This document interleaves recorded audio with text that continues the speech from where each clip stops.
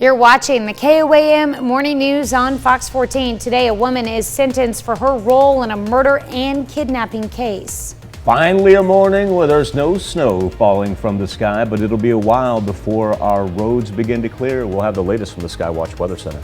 And the Washington football team gets a new name and now apparently a nickname. We'll have what that is coming up. The 4 states' most watched news starts now. Thanks for joining us for the KOAM Morning News on Fox 14. I'm Tanya Bach. The police in Independence, Kansas are looking for suspects who threw a homemade chemical bomb out of their vehicle. Officers responded to the 1000 block of West Oak for a reported explosion. Witnesses say a vehicle with 2 people inside drove by, threw a bottle out. The bottle filled with household chemicals exploded. No injuries were reported. Authorities say to stay away from any suspected bottle bombs and call the police immediately. A third suspect from a 2020 kidnapping and murder case gets prison time. Christina Knapp pled guilty to first-degree robbery and first-degree kidnapping in connection with the death of Sarah Pascoe. She gets 15 years on the robbery charge and 10 years on the kidnapping charge. Those sentences are to run consecutively. You can read more about the crime, including sentences for 2 other suspects in the story, KOAMnewsnow.com. And an ambulance in Baxter Springs got stuck in the snow while responding to a call. No one was hurt, and a second ambulance crew responded to the initial call. Cherokee County EMS posted photos on Facebook and thanked everyone who checked on the crew and helped. EMS says if these very heavy vehicles can become incapacitated, then lighter vehicles with lower ground clearance do not stand a chance. Well, during winter storms, such as the one we got, the roads can get a little sketchy. But how bad did they get? Well, bad enough that a snowplow driver tasked with cleaning those roads crashed in Carthage. The driver, a 70-year-old from Webb City, had minor injuries. His truck ran off the side of Goldenrod Road, flipped, and hit a fence. Side effect of ice and snow is power outages, and some 4 staters lost power. However, it was only temporary. Other parts of the 4 states are still without power. Officials with Carthage Water and Electric Plant say they had around 10 customers lose power. They say the best thing you can do is to be prepared. Get your blankets out, maybe get a flashlight out so you can see the ground around your house, emergency kit in case you have it, candles so you could have another heat source or something to get around, and contact your local utility provider. And over 200 customers in Coffee, Greenwood, and Woodson counties still remain without power. Getting home safely for those who had to drive in the winter weather is a priority for all. And for area hospital workers, EMS, and other emergency workers, one former first responder is ensuring they get home safely. Before moving to this area, Kyle Kugler was a volunteer firefighter in Virginia. He says he loved playing a key part in helping the community. Now in Joplin, he's doing that in another way, by giving first responders a free ride home amid this winter weather. I've had some people call about getting picked up from the hospital for their evening shifts and making sure they can get home if they feel like they can't get home at all. And I've had some people just call and just check in and say thank you so much for what you're doing and everything. And it's been a real blessing to try and be able to help out. Kugler says he's already had a few people call him to arrange a ride home from work. Well, some Minnesota motorists faced an unusual road hazard Wednesday night. It's one you might say beats them all. Trucks spilled thousands of frozen beets all over Highway 12 outside of Benton. Because these beets were frozen solid, the Swift County Sheriff described them as basically large rocks. Deputies say the frozen vegetables beat up several cars which attempted to drive through. I know that's a horrible pun, but I had to do it. According to the Sheriff's Department Facebook page, Highway 12 is open again. Minnesota Department of Transportation responded right away. They didn't miss a beat. I wonder if these beets were en route to be used to help clear the roads. I don't know. And how ironic if that was the case. Does it say they're sugar beets?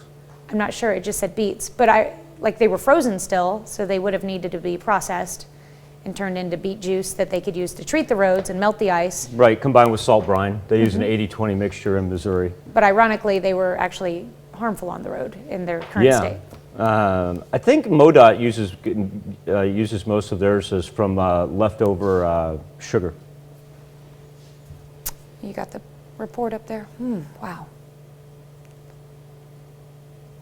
That's a mess, especially if they were like rocks.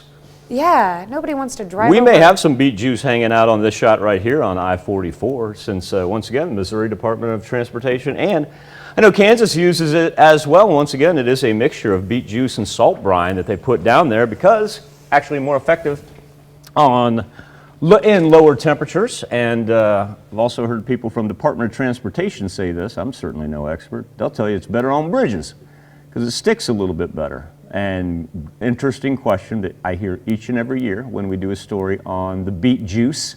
No, it does not stain. No. We're talking about beet juice being a byproduct of essentially what you got in your cabinet of table sugar. From the stories and interviews that we've done about beet juice, it's more effective at the lower temperatures than, yeah. Did I have that one, Carrie? Did you say that one? Yeah, I did. Okay. All right.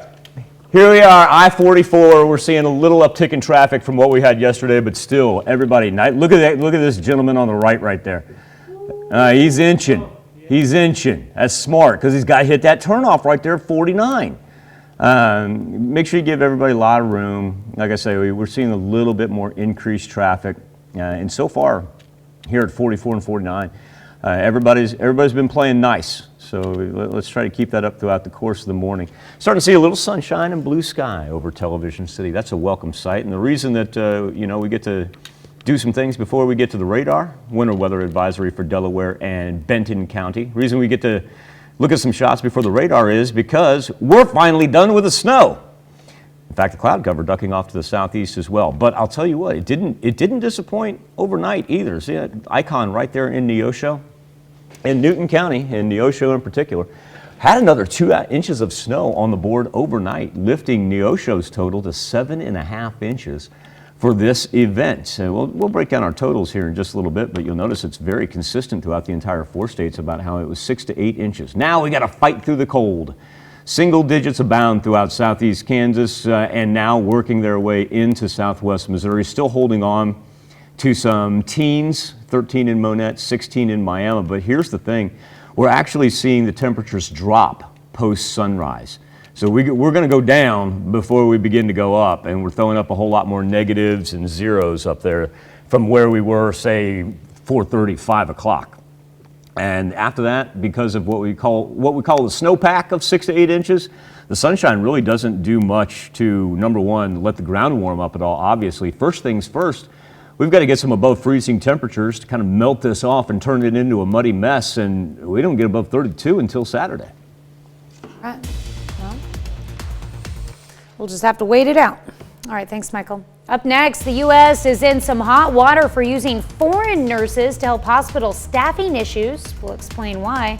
And later, the remains of a World War II soldier are finally sent home. We'll have more on this touching story. You're watching the KOAM Morning News on Fox 14. Winter weather can be unpredictable.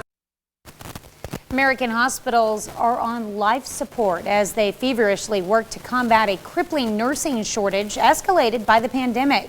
Kevin Cork has more on the unique and controversial strategy offering some relief. Nursing shortages exacerbated by the pandemic continue plaguing hospitals, forcing medical facilities nationwide to seek healthcare workers from foreign countries to help fill the steep employment gaps. But why are U.S. hospitals reaching out to international countries for help? Well, for starters, health officials say there simply aren't enough nurses graduating from U.S. programs each year to rely on. And the country may need as much qualified help as it can get. In fact, according to data collected by the University of St. Augustine for Health Sciences, the U.S. will need roughly 1.2 million new nurses by 2030 to account for these ongoing shortages. Added to that, there are a number of states that are already experiencing severe staffing issues, including California, Texas, and New Jersey. But this strategy is still facing some scrutiny. It's a bit similar to what we've seen with PPE and with vaccines as well, where rich countries have used their economic might to buy and to hoard. And if they do that with the nursing workforce, it will just make the inequity even worse. The shortage is worse for many of those countries who are losing their nurses. According to the International Council of Nurses, the U.S. isn't alone in these practices. Canada, the UK, and Germany are also looking overseas to make up for shortages in their nursing ranks. I'm Kevin Cork, Fox News. Medicare will cover 8 free COVID at-home tests per month starting this spring, becoming a relief for individuals who struggled to get them.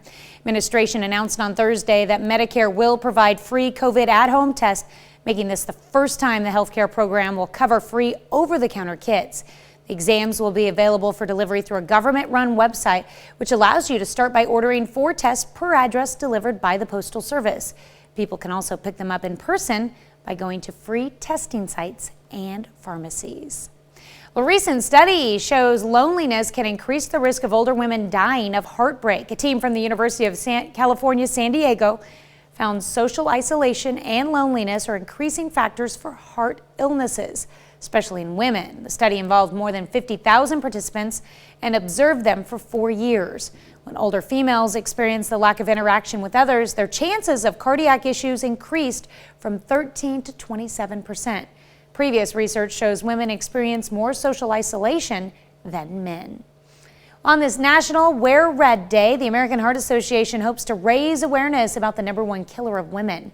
Danya Bacchus has the story of one woman who suffered a heart condition, a condition on the rise in females.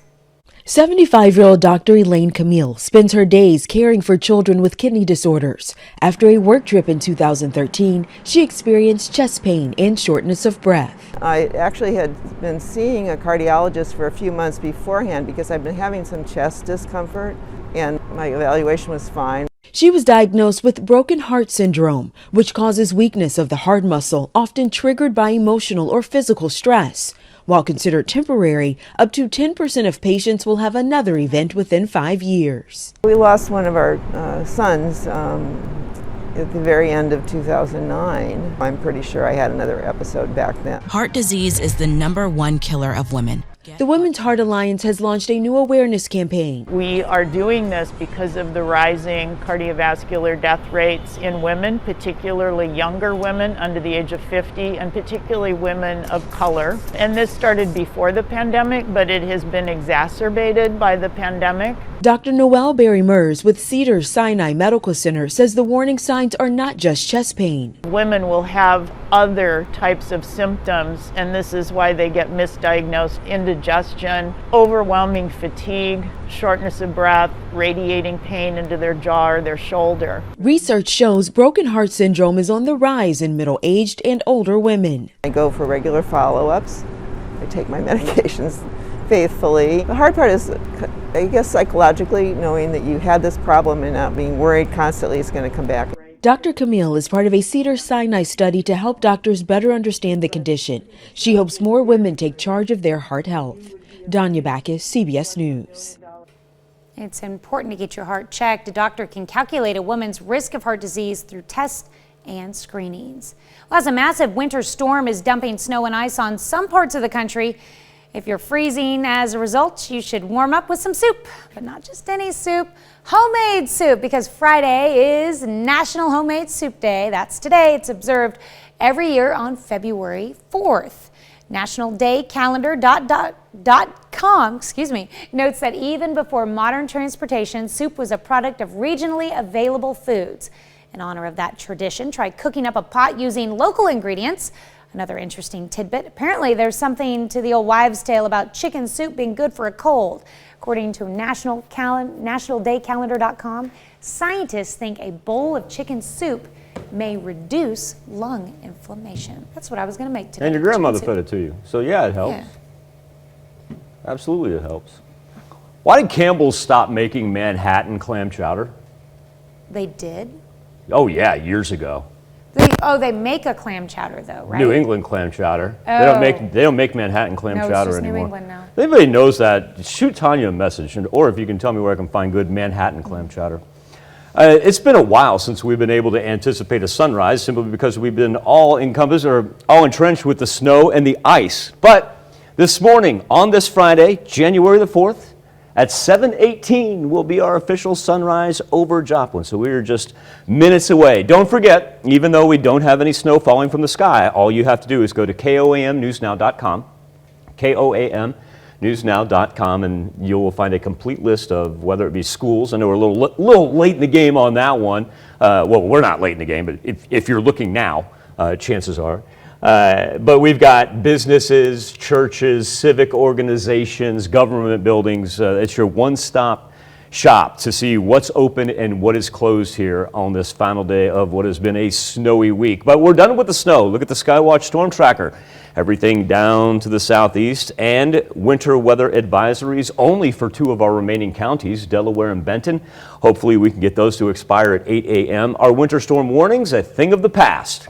What is not a thing of the past? The snow accumulation. That medium blue, that indicates 6 to 8 inches, and everybody in the 4 states sitting about that 6 to 8 inch mark, and everybody is cold as well. We're as low as 2 degrees in Yates Center, only 14 in Neosho.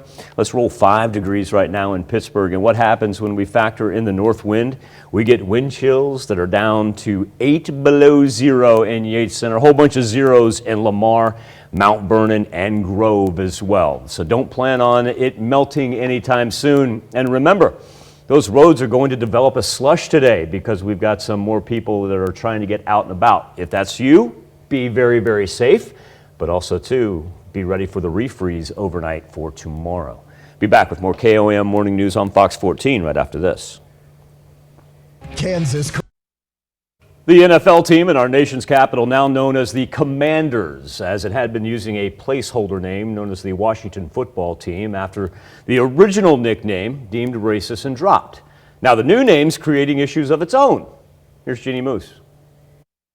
When the Washington Football Team revealed its new name, it was done commandingly. We are the Commanders. We are the Commanders. It's the Washington Commanders. So much. Commanders. Appreciate it. Commanders. But fist bumps turned to eye rolls as the Commanders got their first nickname. The Washington Commies, the red team in the nation's capital. Actually, it's burgundy and gold, not red, but that didn't stop people from making the same joke.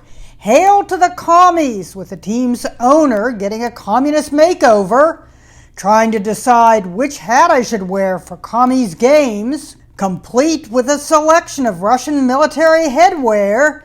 New Commanders merchandise competed with symbolic sickles. The new official slogan, #TakeCommand, was challenged. Please let their hashtag be Going Commando. Their home stadium, the Commode. The actual Commander-in-Chief, owner of a German Shepherd puppy named Commander, hey pal, was quick to tweet, I suppose there's room for 2 commanders in this town. And President Biden's granddaughter wondered, does the team need a new mascot? When it comes to football, there's a new Cold War. It's the commies versus the Commanders.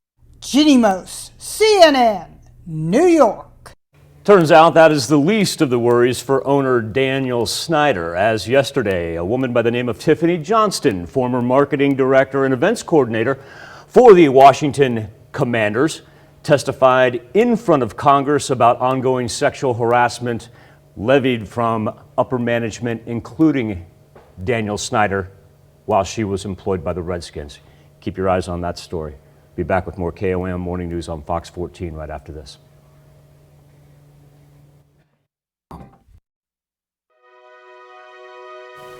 It's time to honor today's four-state hero. Ernest Hebenstreet, a Frontenac, Kansas native.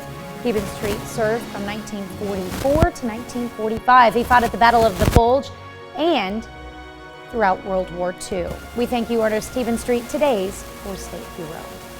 The remains of a World War II soldier are finally in their proper resting place after nearly 8 decades. Natalie Swaby explains why it took so long and how thousands of other veterans may have shared a similar fate. He was born in 1916. And after nearly 8 decades of not knowing, John Shea's family finally has answers. There's been a lot of emotion coming up to this day. It's a day when he can properly honor his uncle, Lieutenant Anel B. Shea Jr. The plane he flew was a B-24 Liberator, and it was the Semper Felix. The Seattle native served in the Army Air Forces during World War II. He was reported missing on August 1st, 1943. His family eventually learned that he was killed when his plane crashed as a result of enemy fire. When they cleared the battlefields, they put them in graves of the unknown. But in 2017, the Defense POW MIA Accounting Agency began exhuming unknowns, and about 7 months ago, with DNA, were able to identify Lieutenant Shea's remains. All of a sudden it was,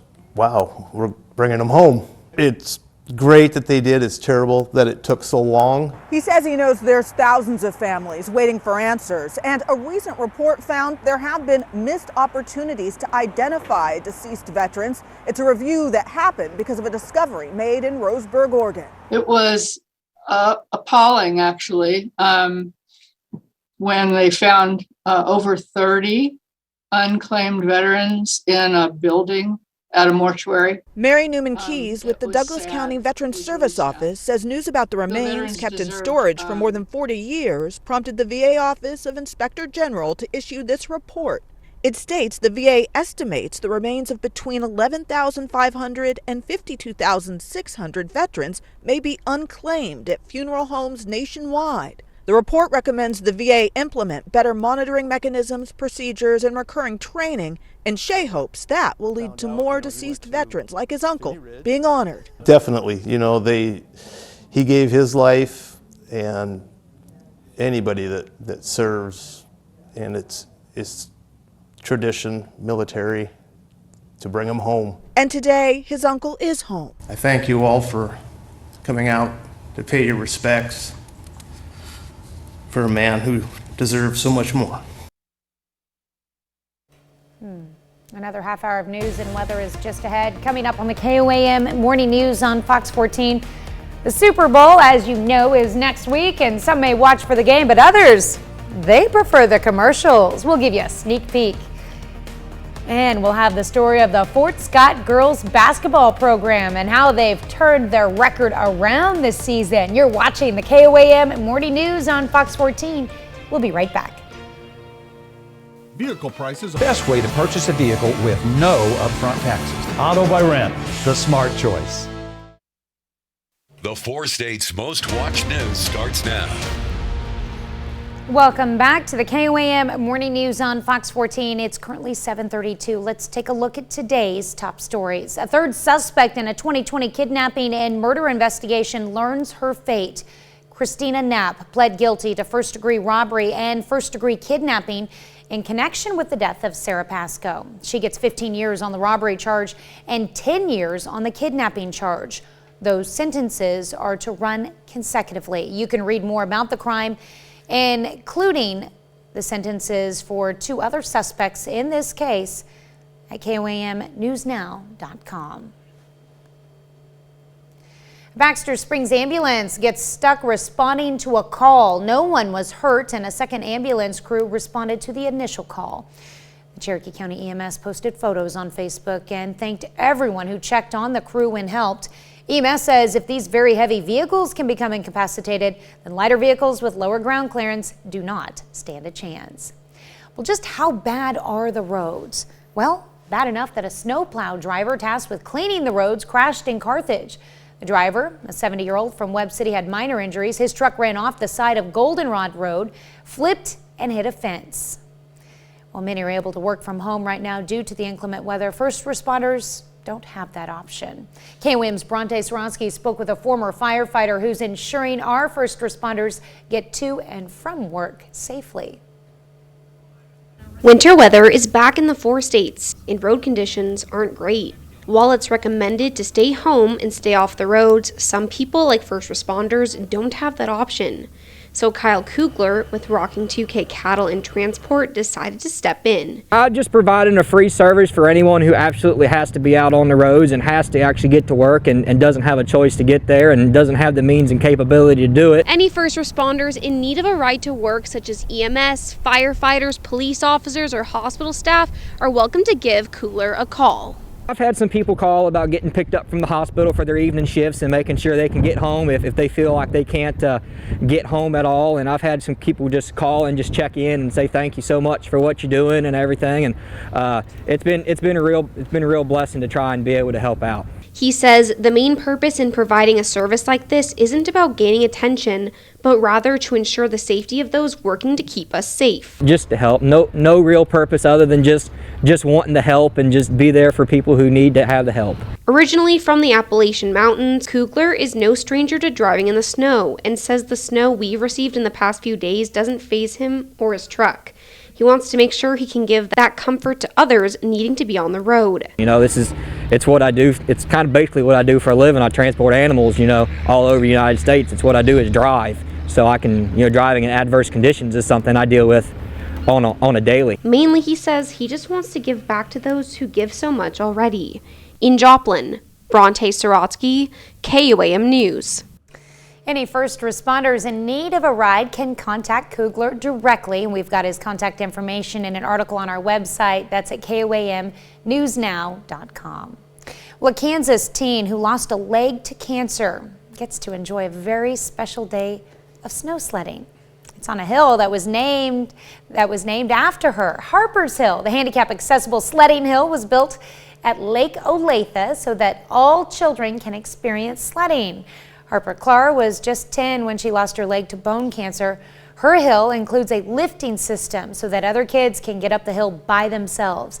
Now, the elves of Christmas Present and Olathe Parks and Recreation helped to make it all happen. That is so cool. Going to be a perfect day for it because of the number of cancellations we have. Just make sure that the kiddos have layer upon layer upon layer upon layer when they head outside. Now, if you're wondering about those cancellations, all you have to do is go to KOAMnewsnow.com, KOAMnewsnow.com. We have a complete listing, whether it be schools, colleges, businesses, government buildings, or organizations and activities, because I got one to pass along here. American Legion Post 64 in Pittsburgh.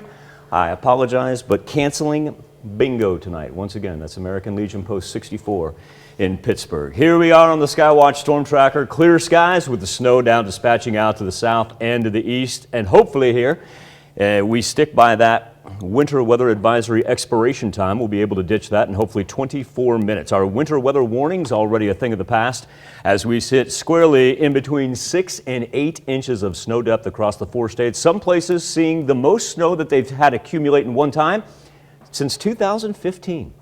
Now let's talk about the cold. A whole bunch of single digits abound. Temperatures still continuing to drop this morning. We've yet to stabilize, and that's because the wind comes in from the north and gives us wind chills all the way down to -7. A whole bunch of zeros and ones and negative ones up there.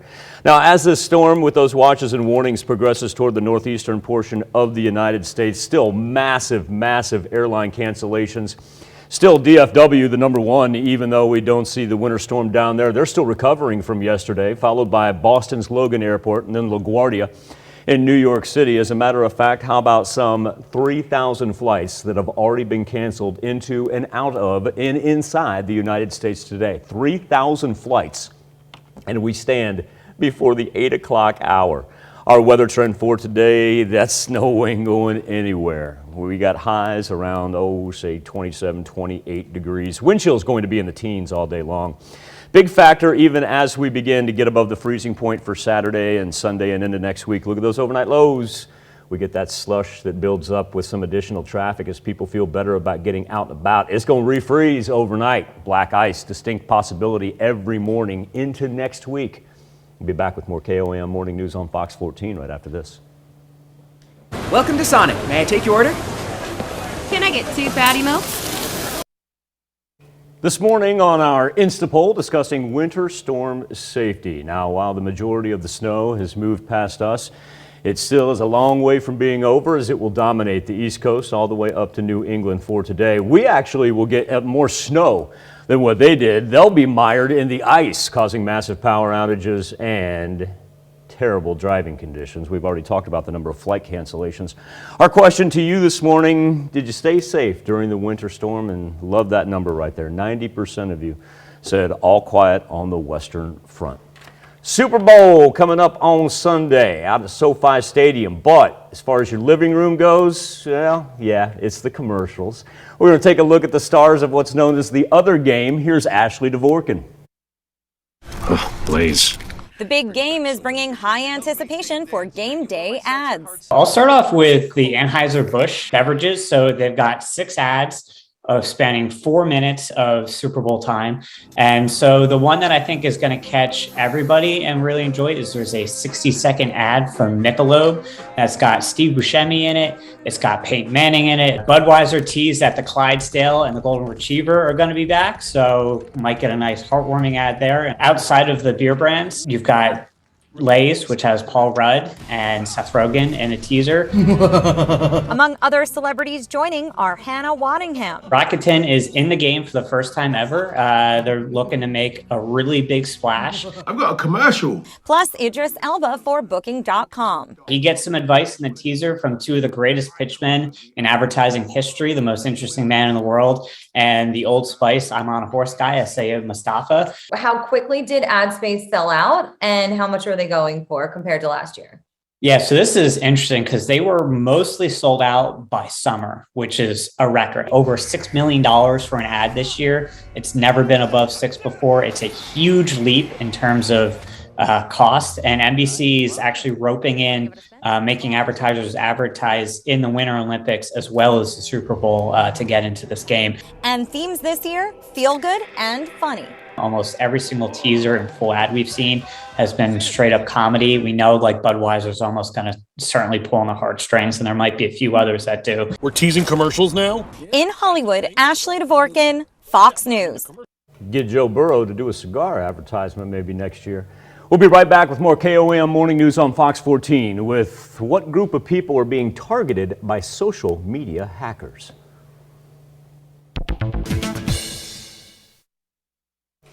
Young adults on social media are increasingly becoming the targets of hackers. According to federal data, cryptocurrency scams have skyrocketed during the pandemic. But as Laura Podesta reports, there are steps you can take to protect yourself. 24-year-old Mary Peplin says she thought she was messaging a friend from high school on Instagram. She shared her phone number and clicked on a link, but she says it turned out to be a scam. I started getting messages and phone calls from friends and family asking me, "Hey Mary, are you on your Instagram right now?" asking me for money. I think I had a panic attack. I was mortified. I was crying, I was upset, I did not know what to do. Cryptocurrency scams have skyrocketed during the pandemic. The Federal Trade Commission estimates that since October 2020, people ages 20 to 49 were 5 times more likely to lose money in these online investment scams. You want to trust your gut. If you have a bad feeling about someone you're talking to on the internet, you want to listen to those instincts. Consumer Reports technology writer Thomas Germain says other steps you can take include not responding if it's someone you don't know. Check before you click on a link and limit Venmo or Cash App payments to friends only. Peplin called her experience traumatizing. I was being treated differently by my peers because they thought, I'm either a scammer or I was dumb enough to get hacked. She wants Instagram to do more to protect users like her. Instagram provided a statement that reads in part, "We have sophisticated measures in place to stop bad actors in their tracks before they gain access to accounts, as well as measures to help people recover their accounts." The statement went on to say, "We know we can do more here, and we're working hard in both these areas to stop bad actors before they cause harm." Laura Podesta, CBS News, New York. Tech experts also suggest using two-factor authentication to access your accounts and do not reuse passwords. Investors are now looking ahead to this morning's release of the January jobs report. Analysts are predicting anywhere from 150,000 jobs added to 400,000 lost. The uncertainty is due to the Omicron variant of COVID-19. Customers will soon pay more to be an Amazon Prime member. The e-commerce giant is raising the price to $139 a year, $20 increase. Amazon says the hike is needed to cover the service's rising cost. Increase will begin to go into effect on February 18th for new members and in March for existing members. I know. We'll be right back with more after this, but first, let's take a look at the market prices before the opening bell.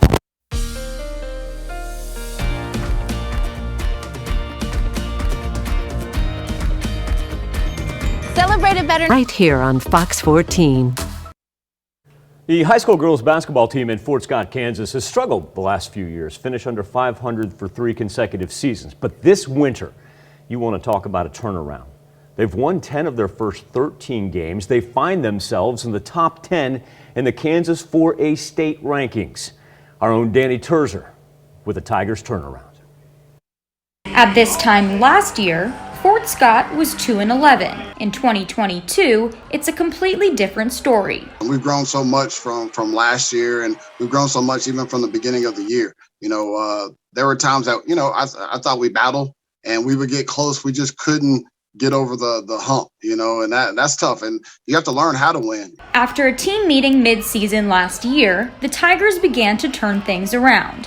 They made it to the sub-state championship and carried that momentum into this season. Knowing that every day in practice we started from the bottom, from day one, it's paid off for sure. Fort Scott is learning how to win. They're currently 10-3, and this week they landed in the state rankings. The Tigers are 10th in 4A. I don't think many of us really expected it, and then to see that it's awesome knowing that people are finally recognizing what we've done this season and where it's got us so far. People are going to want to beat us now, just like how we've wanted to beat other people. It's taken a lot of hard work to get to where they are now. Those tough times we had last year gave our girls a taste of what we needed to do this summer and how we needed to come together and how we need to build on that foundation coming into the season. I think that's what we've done thus far. The Tigers have a young, small group, 2 seniors and only 13 girls. They choose to see it as a positive. That's going to bode well not only for this year,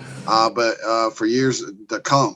And then those girls will understand what it takes to play on the varsity level. But first, there's the rest of this season. What we talked about at the end of practice the other day is how do we handle success?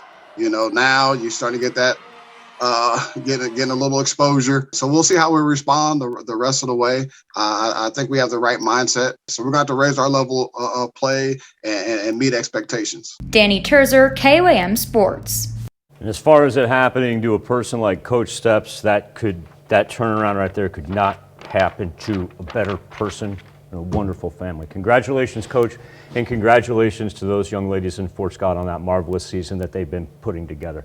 All right, they're scheduled to be back on the floor tonight at Chanute. I'm not sure if the game is a go or not because of the weather, but the Tigers are currently tied with Labette County for first place in the SEK Conference. They're coming into the weekend with a 5-1 league record. Let's take a live look outside of Television City. Say hello to the glow cloud. Been a while since we've even concentrated on sunrise because our snows dominated seemingly the past 3 days. It's done. It is finally a thing of the past. Took the cloud cover with it as well, so that's nice. Hopefully here at the 8 o'clock hour, 7 minutes away, we can let this winter weather advisory expire. See that blinking right there along the Arkansas-Missouri state line. Since that's new, let's check that out and see exactly what that is. That's an extension. They're going to run those east of our counties until the 10 a.m. hour. Ours are still set to expire for both Delaware and Benton County at 8, so we like that. Here's where everybody ended up, and it's that 6 to 8 inch mark in that middle color of blue. A little bit higher down in Berry County right there, just exceeded 8 inches. They got close to 9 inches, and it's just frigid cold outside. If the kids want to go out and sled, anything like that, make sure that they are bundled because our wind chill's still in the negatives and temperatures have dropped here recently. As the storm progresses up the southeastern portion of the United States into parts of New England, they'll actually have more ice than we did. We'll get more snow than they did. A little bit counterintuitive when we talk about a storm system up in the northeastern portion of the United States, but that's exactly what it is. And even those places along the mid-Atlantic right there, this thing is impressive because they now have flooding concerns. Our concern is just trying to find a way to get above 32 degrees. And it's not going to happen until Saturday. And even then, when we start to develop that slush, I want everybody to be aware because look at the overnight lows.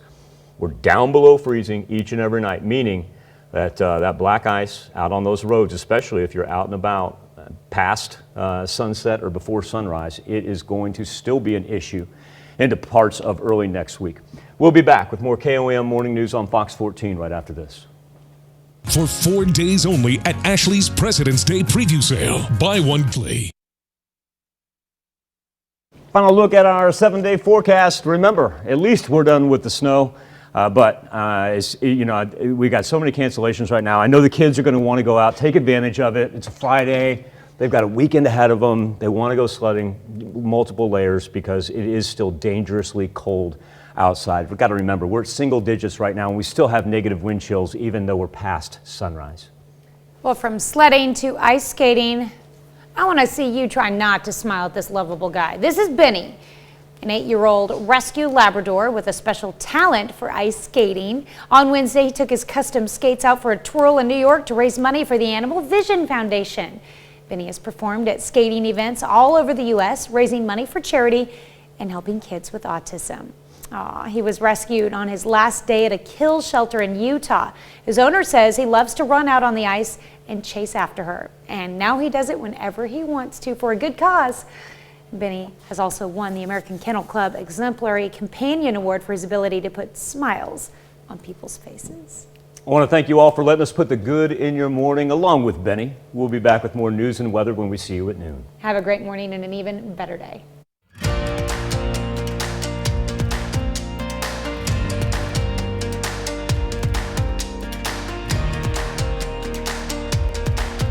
At some casinos,